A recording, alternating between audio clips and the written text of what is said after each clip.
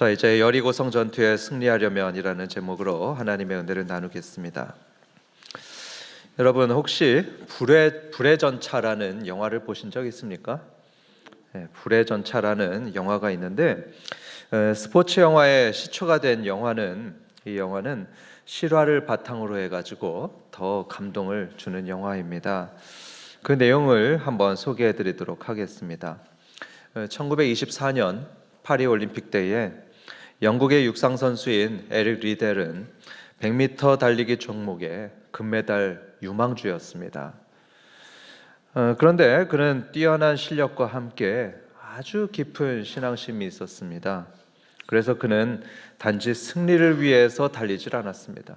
단지 어떤 명예를 얻기 위해서 달리지 않았습니다. 오직 하나님의 영광을 위해서 그는 열심히 최선을 다해서 달렸었습니다. 그런데 올림픽 일정이 발표되었을 때에 리델은 고민에 빠졌습니다. 왜냐하면 그의 주종목이었던 이 100m 예선이 일요일에 예정이 되어 있는 것입니다. 리델은 고민했습니다. 그리고 고민 끝에 출전하지 않기로 결심했습니다. 왜냐하면 일요일은 하나님께 예배해야 되는 거룩한 날이었기 때문입니다. 이 소식을 들은 영국 올림픽위원회하고 심지어 영국 왕실까지 아주 발칵 뒤집혔습니다. 아니, 금메달의 기회를 포기하다니, 일요일에 뭐가 문제냐? 일요일에 달리는 게 무슨 문제냐? 하면서 사람들은 그를 비난했고요. 리델한테 출전하라고 계속 압박을 넣었다고 합니다. 하지만 리델은 흔들리지 않았습니다. 그는 하나님께 순종하는 것이 금메달보다도 더 중요합니다 하면서 100m 경주를 포기했습니다. 포기하고 대신 지금껏 훈련도 해본 적이 없는 그 400m 경주에 참여하도록 했습니다. 그런데 놀라운 일이 벌어졌습니다. 이렇게 처음 출전했던 400m 경기에서 리델은 금메달을 획득했던 것입니다. 그것도 세계 신기록을 세우면서 우승을 했습니다. 여러분, 이거 실화입니다. 이게 실화인데요, 인간의 상식으로는 도저히 설명할 수 없는 기적이 일어난 것입니다. 순종하는 사람에게 베푸신 하나님의 기적의 사건입니다. 성도 여러분, 우리 기독교 신앙에서 순종이라는 것은요, 대단히 중요한 덕목입니다. 흔히들 말하길 믿음이 제일 중요하다고 하죠. 믿음이 기독교에서 가장 중요하다고들 말하는데 사실은 이 순종도 믿음만큼 굉장히 중요합니다. 순종 없는 믿음은요, 거짓 믿음입니다. 또 참된 믿음은 반드시 순종하는 행동으로 나타나야 합니다. 오늘 여호수아 이야기에서도 우리는 순종의 중요성과 그 순종의 능력을 다시 한번 발견하게 될 것입니다. 함께 이 말씀을 들으면서 순종하겠다는 이 새로운 결심이 우리 속에서 꼭 나타나기를 주님의 이름으로 축원합니다. 오늘 본문의 상황은 이렇습니다. 이스라엘 백성들은 요단강을 다 건너왔습니다. 그리고 할례까지 다 마쳤습니다. 그리고 이들의 눈앞에는 이제 가나안 땅의 첫 관문이라고 할 이 여리고성이 딱 버티고 서 있었습니다. 이 여리고성은 비유하자면 마치 골리앗과 같은 난공불락의 성이었습니다. 거대한 이중 성벽으로 둘러서 있었고요. 전쟁 경험이 풍부한 군사들, 그리고 철저한 방어 시스템을 갖춘 고대 근동 지방의 최고의 요새였습니다. 13절을 보면 이 여리고성 근처로 여호수아가 갔다고 말합니다. 아마 이스라엘 지휘관으로서 성의 약점을 파악하느라고 정찰을 갔던 것 같습니다. 그래서 최적의 공격 루트를 찾기 위해서 여호수아는 가까이 갔었을 것입니다. 그런데 그렇게 여리고성 가까이 갔을 때 여호수아는 뜻밖의 인물을 만나게 됩니다. 자, 13절 보겠습니다. 여호수아가 여리고에 가까이 이르렀을 때에 눈을 들어본즉 한 사람이 칼을 빼어 손에 들고 마주 서 있는지라. 여러분 머리에 상상해 보십시오. 길에 한 사람이 서 있는데요, 한 손에는 칼을 들고 서 있습니다. 이 사람이 칼을 빼들고 서 있다는 것은 지금 당장 싸울 준비가 되어 있다는 얘기죠. 여호수아는 그를 보는 즉시 이런 생각이 들었습니다. 저 사람은 우리 편인가 아니면 적인가? 그래서 묻습니다. 너는 우리를 위하느냐 우리의 적들을 위하느냐? 여호수아의 머릿속에는 오직 두 가지 선택지밖에 없었던 것입니다. 누구든지 내 편 아니면 적입니다. 이 둘밖에 없습니다. 그런데 상대방의 대답이 뭡니까? 그 둘 다가 아니었습니다. 둘 다 아니었고요. 14절을 보면 아니다. 나는 여호와의 군대 대장으로 지금 왔느니라 이렇게 얘기하고 있습니다. 여러분, 여호와의 군대 대장이라니 그게 누구를 말하는 겁니까? 대부분의 학자들은 이 인물이 천사가 아니라고 합니다. 천사도 아니고 보통 사람도 아니고 하나님 자신이라고 합니다. 하나님이 이 땅에 현현하신 모습이라고 해석합니다. 왜냐하면 15절을 보면 그가 서 있는 장소를 거룩한 장소다 얘기하고 있습니다. 거룩한 장소가 되었고요. 16장에서는 그를 여호와라고 부르는 것을 볼 수 있습니다. 다시 말해서 여호수아는 지금 누구를 만나고 있느냐? 하나님을 대면하고 있는 것입니다. 이 여호수아와 하나님 사이에 질문과 대답이 오가고 있는데 이 내용을 보면 가만히 묵상해 보면 흥미로운 점이 발견됩니다.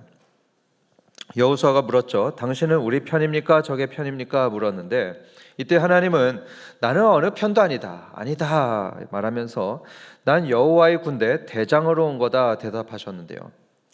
여러분, 하나님께서 그런 대답을 하는 대신에 야, 나는 너 편이지. 뭘 그런 걸 물어보냐? 나는 너 편이야. 이렇게 말한다면 어땠을까요? 여호수아는 훨씬 안심했을 겁니다. 전쟁에 임하는 마음이 한결 홀가분해졌을 것입니다. 그렇겠죠. 하나님이 내 편이니까. 하지만 하나님의 대답은 전혀 그렇지 않았습니다. 아니다 하면서 본인은 어느 편도 아니라고 말씀하고 계십니다. 여기서 우리는 중요한 교훈을 얻습니다. 그것은 하나님은 순종하는 자의 편이지 이 편도 저 편도 아니라는 점입니다. 여러분 명심하시기 바랍니다. 하나님은 언제나 우리 편이신 게 아닙니다. 무조건적으로 우리 편이신 게 아닙니다. 그보다는 당신께 순종하는 자를 돕는 분이 바로 하나님이십니다. 이런 유명한 얘기가 있죠. 2차 세계대전 때 독일과 영국이 싸웠습니다. 그래서 독일과 영국 국민들이 모두 자국의 승리를 위해서 열심히 기도했다고 합니다. 그래서 영국인들은 주님, 우리 편에 서서 저 독일을 무찔러 주세요 기도했고요. 독일 사람들도 주님, 우리 편에 서서 저 영국을 쳐주세요 기도했다고 합니다. 분명히 그랬지 않겠습니까? 아마 우리도 그랬을 겁니다. 하지만 여러분, 하나님은 영국 편도 아니고 독일 편도 아니십니다. 오직 그분께 순종하는 자의 편이십니다. 이스라엘 역사를 봐도 하나님은 이스라엘이 순종할 때에 그들의 편이 되셨습니다. 그들은 할례받은 백성이고 하나님의 백성이라고 합니다. 하지만 할례받고 하나님의 백성이라고 해도 그들이 불순종할 때에는 하나님께서 그들의 적이 되셨습니다. 그런 사례들이 성경 여러 군데 나옵니다. 솔로몬이 순종하지 않으니까 하나님은 솔로몬의 대적이 되셨고요. 바벨론이 순종하지 않을 때 하나님은 바벨론의 대적이 되셨습니다. 그래서 이스라엘은 이런 착각을 하면 안 되었습니다. 우리는 할례 받았으니까 하나님은 영원히 우리 편이실 거야. 아니요, 그건 착각입니다. 로마서 2장 25절이 바로 그것을 말씀하고 있죠. 로마서 2장 25절입니다. 내가 율법을 행하면 할례가 유익하나 만일 율법을 범하면 네 할례는 뭐가 된다고요? 무할례가 되느니라. 즉 사람이 할례를 받았다고 해도 그가 불순종하게 되면 그 할례의 의미는 사라져버립니다. 무할례가 됩니다. 다시 말해서 불순종하게 되면 그 사람은 더 이상 하나님의 백성이 아닌 것입니다. 출애굽 1세대가 광야에서 다 죽었던 이유도 바로 그 때문이었습니다. 그 사람들은 모두 할례 받았습니다. 할례는 받았는데 계속해서 불순종했습니다. 그러자 그들은 마치 할례 받지 못한 이방인들처럼 약속의 땅에 못 들어갔죠. 안식도 못 얻었습니다. 광야에서 다 죽었습니다. 오직 순종했던 여호수아와 갈렙만 약속의 땅에 들어가게 되죠.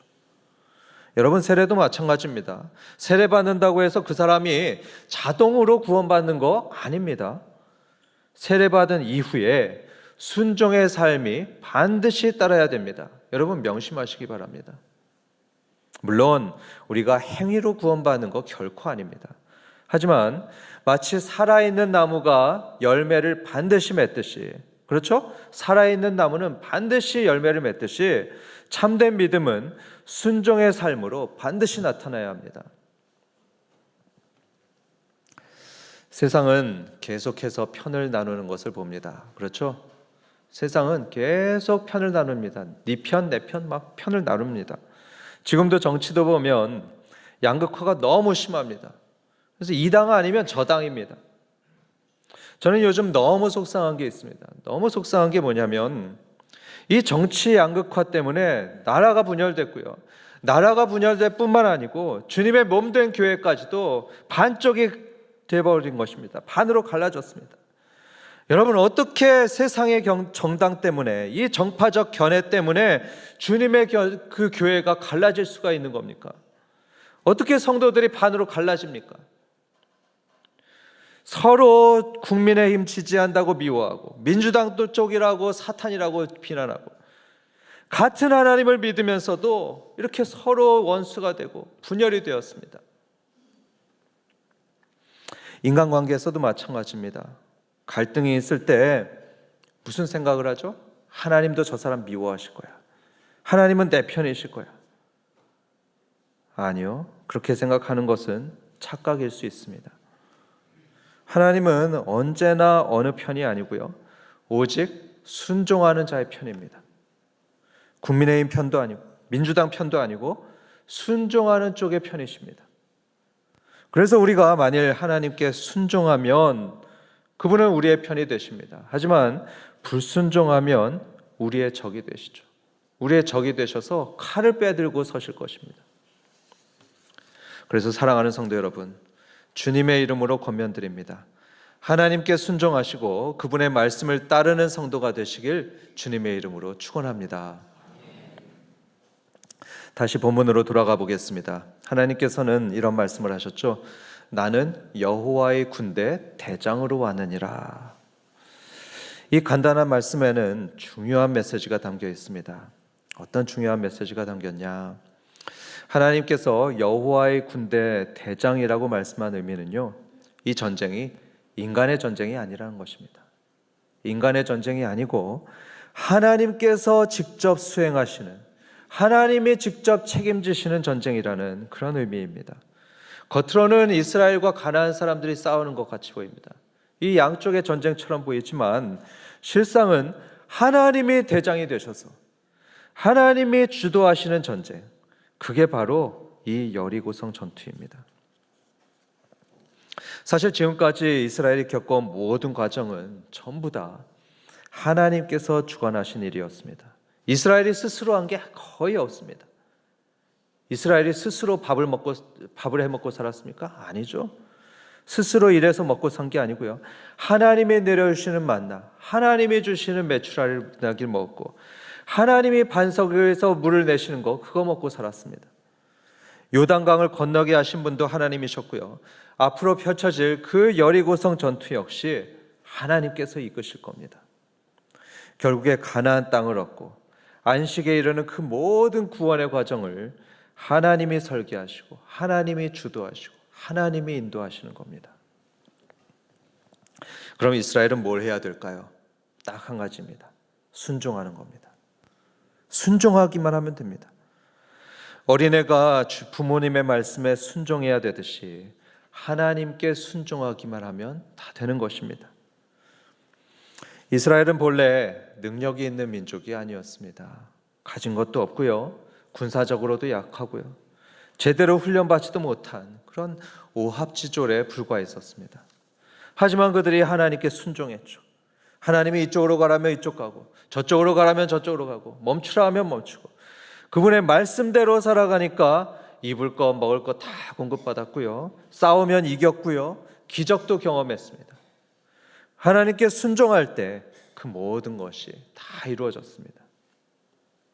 여호수아는 그 순종의 원리를 잘 알고 있었습니다. 그렇죠. 40년 동안 그 모든 걸 지켜봤으니 그 순종의 원리를 누구보다도 잘 알고 있었습니다.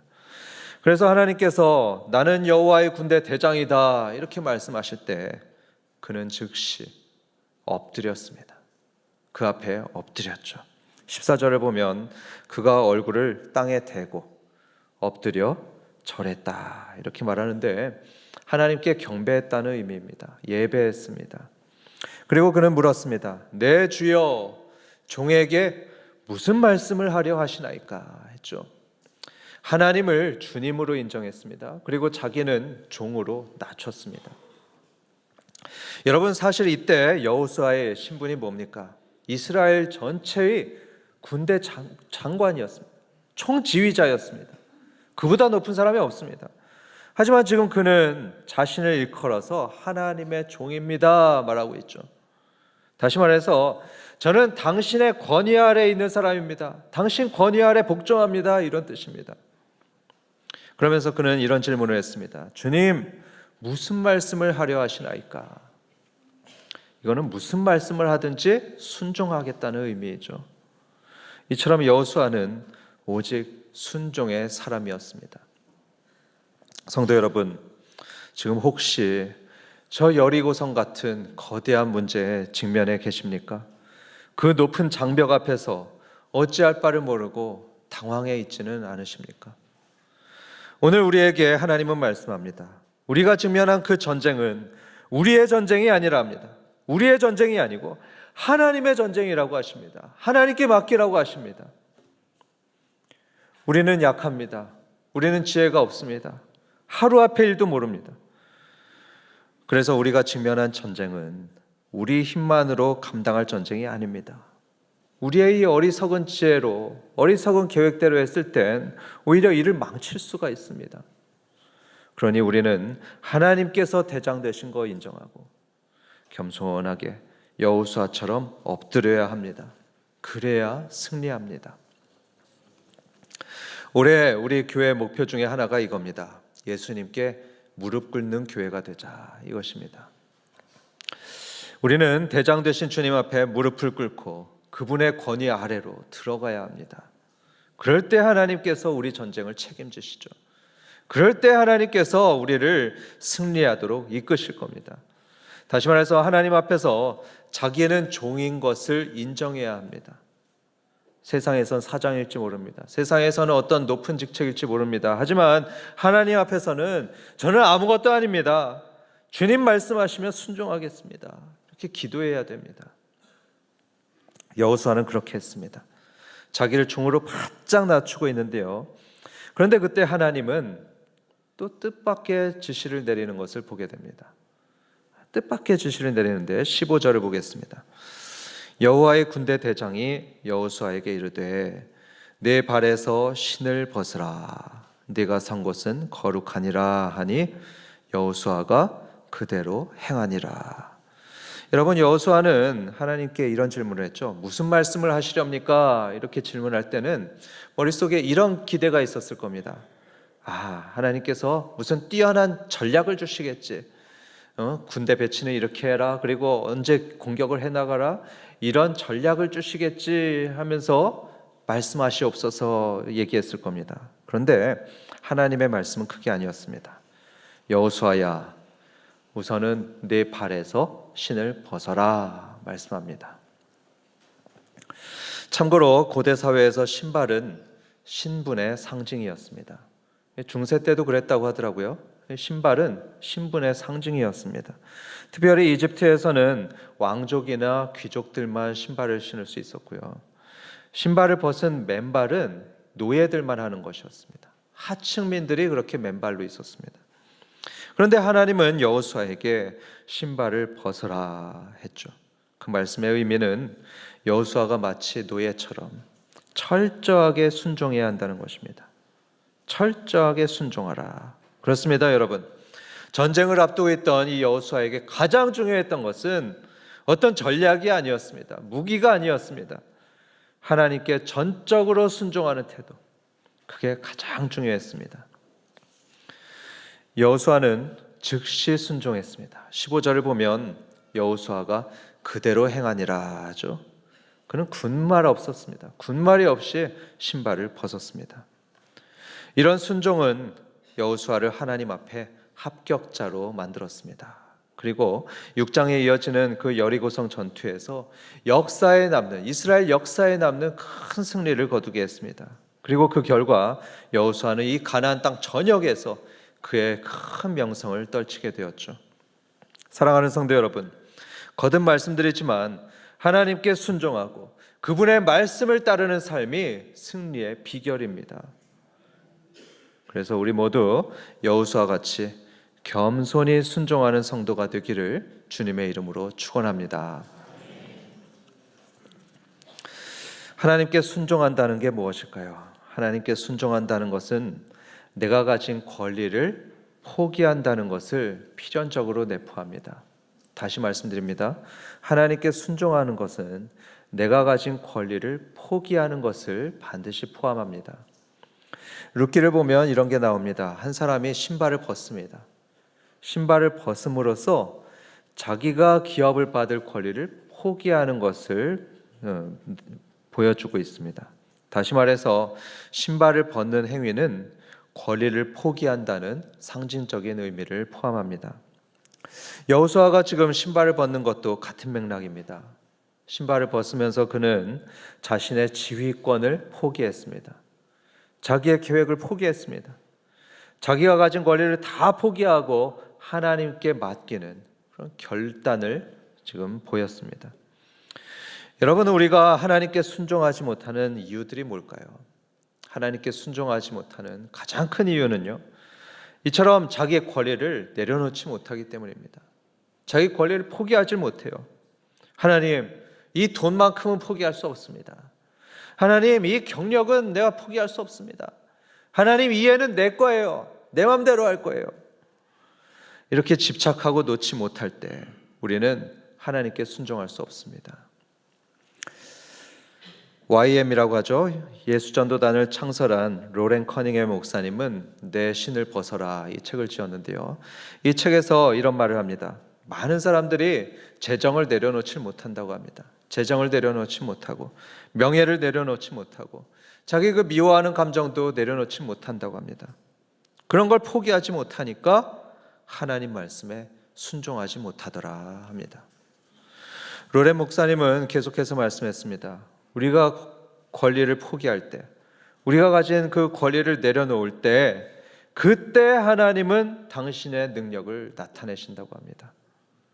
다시 말해서 승리의 비결은 포기하는 데 있다는 것입니다. 따라해 보겠습니다. 승리의 비결은 포기하는 데 있다. 그렇습니다. 영적인 전쟁에 승리하는 비결은요, 역설적입니다. 나의 권리를 하나님 앞에 포기하는 데 있습니다. 거기에 승리가 있습니다. 우리 예수님께서 그 원리를 완벽하게 보여주셨죠. 예수님께서는 하나님의 아들이십니다. 하지만 하나님의 아들 된 권리를 다 포기하셨습니다. 다 내려놨습니다. 예수님은 12영도 더 되는 그 천군 천사를 다 동원할 수 있었습니다. 하지만 그 권리를 포기하셨습니다. 그리고 자기 생명까지 다 내주셨습니다. 적들이 달려드는데도 방어하지 않았습니다. 기꺼이 죽임을 당하셨습니다. 그런데 여러분, 바로 거기에서 부활의 능력이 나타났습니다. 죽음이 물러났고요, 새 생명이 솟아났습니다. 그렇습니다. 하나님을 위해서 포기하고 내려놓으면요, 당장은 죽는 것 같고, 당장은 지는 것 같고, 당장은 손해보는 것 같지만 오히려 거기에서 생명의 역사가 일어납니다. 부활의 역사가 일어나고요, 또 승리의 역사가 시작됩니다. 그걸 예수님께서 증명하셨고요, 에릭 리델도 그랬습니다. 에릭은 하나님을 위해서 주일 경기를 포기했습니다. 포기하니까 400m 경기에서 세계 신기록이라는 더 큰 영광을 받았습니다. 한 목사님 얘기를 말씀드리겠습니다. 하루는 이 목사님께서 2살 된 아들하고 장난감 가게에 갔다고 합니다.